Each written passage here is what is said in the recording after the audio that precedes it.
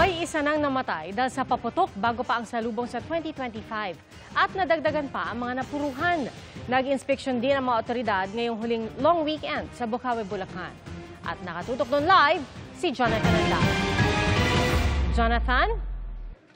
Pia, sinturon ni Judas ang nakapatay sa isang lolo sa Nueva Ecija. Ang tama niya, sa hita at mata.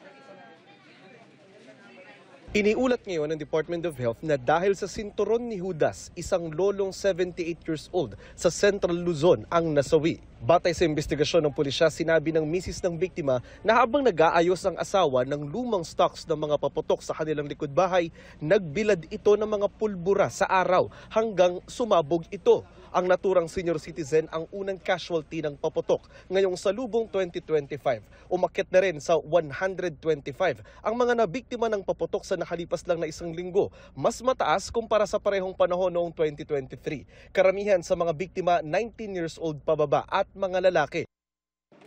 Karamihan sa mga kaso dahil sa illegal na paputok, nangunguna ang Boga, 5-star at Piccolo. Nasa top 5 din ang Quitis na legal.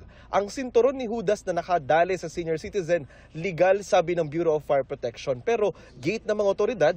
Advocacy din namin na total ban na itong paputok. Kanina in-inspeksyon ng BFP ang mga tindahan ng paputok sa Bocaue, Bulacan, ang fireworks capital of the Philippines. Namigay sila ng flyers tungkol sa safety tips sa paputok.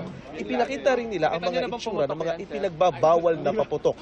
Ayon sa grupo ng mga manufacturer ng paputok, may mga gumagawa pa rin ngayon ng illegal na paputok at ibinebenta online.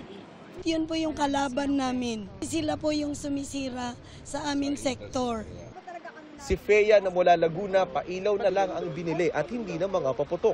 Ayaw na po namin ang mga malalakas ng paputok. Kasi? Natatakot po kami, baka kami maputulan ng daliri.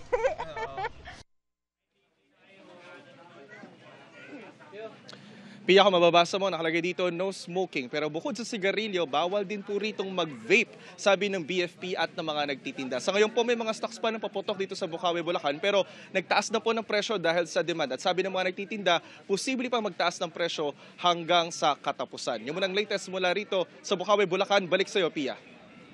Maraming salamat, Jonathan Andal.